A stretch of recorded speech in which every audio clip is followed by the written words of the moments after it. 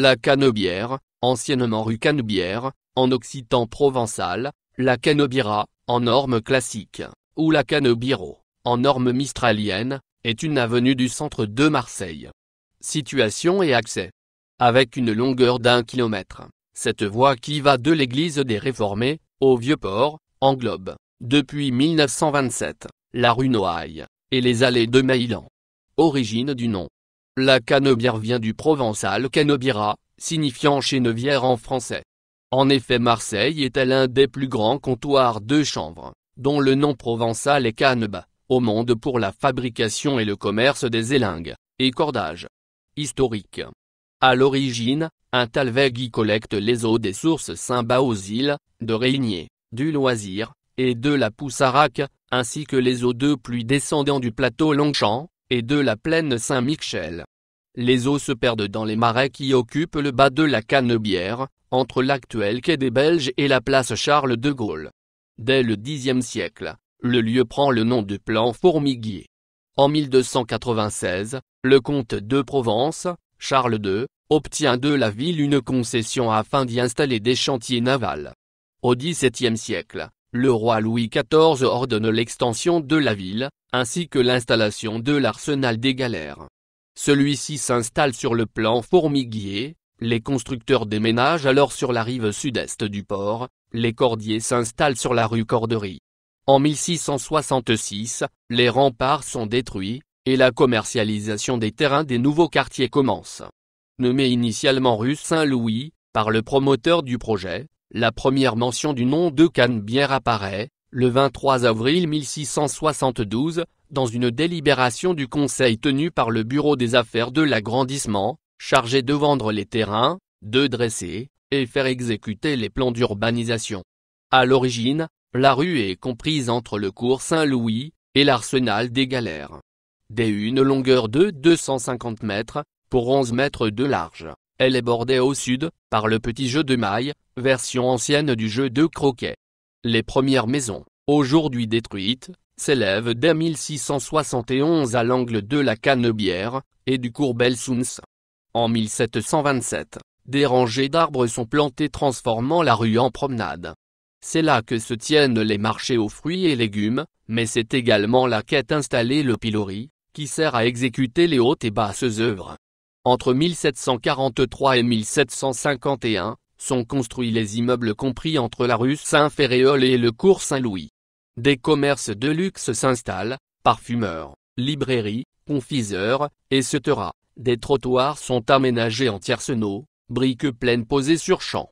En 1785, l'arsenal des galères est désaffecté, permettant le prolongement de la Canebière, jusqu'au Vieux-Port. Pendant la Révolution, la guillotine est installée à hauteur de la place Charles de Gaulle. En 1853, certains des immeubles sont détruits, frappés d'alignement. En 1854, commence la construction du palais de la Bourse qui héberge la chambre de commerce. Celle-ci, créée en 1599 par les marchands, siégeait jusqu'alors à l'hôtel de ville. En 1857, le conseil municipal décide que la Canebière aura 30 mètres de large. Les maisons sont démolies, et on en reconstruit d'autres, dont la majorité subsiste encore aujourd'hui. De 1857 à 1927, la rue s'appelle Canebière. La rue Noailles. Elle est créée en même temps que la Canebière, en 1666. Située entre le cours Saint-Louis, et la porte des remparts, elle est habitée par des grandes familles, qui lui donnent ainsi son premier nom, rue des Nobles. Le constructeur de galères, Jean-Baptiste Chabert, y construit un hôtel particulier, qu'il loue à Jacques de Noailles, lieutenant des galères. Son nom reste attaché à la rue, à la place qui la prolonge, et à la porte des remparts. En 1859, le conseil municipal vote l'élargissement de la rue, qui passe de 8 mètres à 30 mètres. Pour le permettre, les belles demeures des nobles ayant donné son premier nom à la rue, sont détruites. Néanmoins, la maison sise à l'angle du cours Saint-Louis, n'est pas détruite mais seule sa façade est refaite, pour être dans l'alignement. En 1863 sont construits l'hôtel du Louvre et de la Paix, le Grand Hôtel de Noailles, et le Grand Hôtel. Hôtel du Louvre et de la Paix, Ce palace abrite 179 chambres et des salons privés. Il accueille, entre autres, Mark Twain en 1867, Camille Flammarion ou l'empereur du Brésil, Pedro II. Cet immeuble est occupé, de 1941 à 1977, par la Marine nationale. La façade est ornée de 4 statues qui tiennent chacune dans la main le symbole d'un des 4 continents. Les étages portent les blasons des nations européennes. Celui de l'Autriche-Hongrie est détruit pendant la guerre de 1914-1918.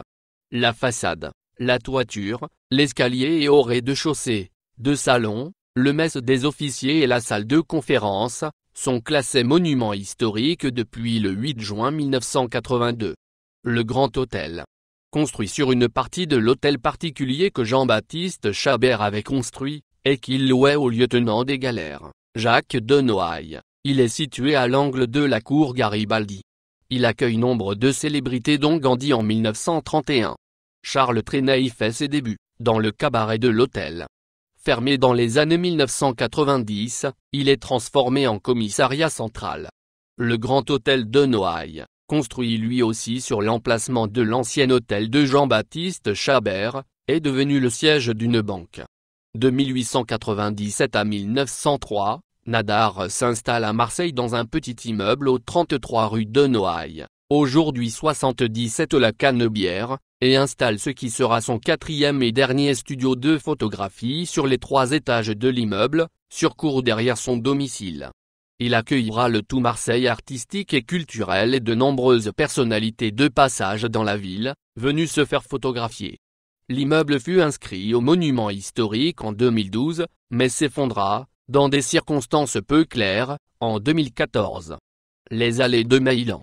Hors les murs de la ville, les plans d'agrandissement de la ville prévoient une promenade.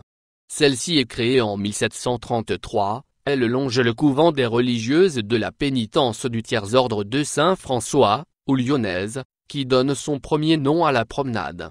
Avec l'aide de Gabriel Sénac de Meilhan, intendant de Provence, les allées sont terminées en 1775. Elles prennent alors son nom en remerciement. Lieu de promenade, un kiosque à musique et des guinguettes y sont installés permettant les banquets et réunions politiques. De nombreuses foires s'y déroulent. De 1839 à 1860, la foire Saint-Lazare, transférée sur la place Saint-Michel, aujourd'hui, place Jean Jaurès, dite la Plaine. À partir de 1850, la foire aux herbes et plantes aromatiques, devenue depuis, la foire à l'ail et aux taraillettes. En 1883, la foire au Santon qui se tenait depuis 1803 sur le cours Saint-Louis, se tient pour la première fois sur les allées de Meilhan, à l'occasion de Noël. 6 peu funéraires, de 1,20 m de haut, et de 0,40 m de large, trouvés aux allées de Meilhan, en haut de la Canebière, à Marseille en 1975. Il est en calcaire de Cassis, dédié au mâne de Valerius Bleusucupitus. Dans les allées se trouve la source de la Poussaraque. Lors de la construction du parking des allées Léon Gambetta, une chambre de récupération datant du XVIIIe siècle a été mise au jour. Celle-ci recueillait toutes les eaux des sources environnantes, Saint-Bauzile, Régnier, Loisirs, Poussaraque, ainsi que les eaux de pluie descendant du plateau Longchamp. Elles étaient conduites à travers un collecteur jusqu'au grand puits situé à proximité du cours Belsunce. Les Augustins réformés, installés à Marseille depuis 1605, construisent leur couvent dans le quartier Saint-Bauzile en 1611. La chapelle est détruite le 30 novembre 1869, après la construction de l'église Saint-Vincent de Paul, dite des Réformés. Face à l'église, depuis 1894, se trouve le monument des Mobiles, œuvre du sculpteur Constant Rouet qui célèbre les soldats de la garde mobile, corps de réservistes mobilisés par le gouvernement pendant la guerre franco-prussienne de 1870. Il est mis en lumière depuis fin 2012. Le projet est l'œuvre de Bastien Landry, concepteur lumière de la ville de Marseille. Les allées de Meilhan seront nommées successivement, Cour des Lyonnaises, Allée de Meilhan, Champ du 10 août, sous la Révolution française, Allée de Meilhan, début 19e siècle, Canebière depuis 1927, la Canebière après 1927. En 1927, le conseil municipal décide de réunir les 3 rues et de leur donner le nom unique de Canebière. Il décide également de supprimer le mot rue. La numérotation est modifiée partant désormais du quai des Belges. Le 9 octobre 1934, face au palais de la Bourse, le roi Alexandre Ier de Yougoslavie et le ministre français des Affaires étrangères, Louis Barthou, sont victimes d'un attentat commis par un nationaliste macédonien. Le 28 octobre 1938, l'incendie du magasin Nouvelle Galerie entraîne la mort de 73 personnes. À la suite de cet incendie, le maire, Henri Tasso, est destitué. Marseille est placée sous la tutelle de l'État et dirigée par un administrateur extraordinaire, ayant rang de préfet. Le corps municipal des sapeurs-pompiers de la ville de Marseille, qui n'est pas parvenu à éteindre l'incendie, est dissous. Le bataillon de marins-pompiers est créé, le 29 juillet 1939, pour le remplacer et protéger la ville. L'Institut universitaire de formation des maîtres, UFM, la faculté des sciences économiques et de gestion et la faculté de droit, sont installés sur la Canebière. Le 30 juin 2007 voit le retour du tramway. À l'angle de la Canebière, du cours Saint-Louis, et du cours Belsounce, se trouve le point zéro de Marseille, permettant le calcul de la distance de Marseille à Paris, ainsi que la numérotation des immeubles. Renommée. Marseille a toujours été connue des marins des 4 coins du monde, grâce à son port. Les marins anglophones du début du XXe siècle traduisaient canebière par cannebière, c'est-à-dire canette de bière, à cause des nombreux débits de boissons bordant l'artère. La chanson Canebière, écrite en 1935, par René Sarville, pour les paroles, et Vincent Scotto, pour la musique, fut reprise dans une opérette et 2 films.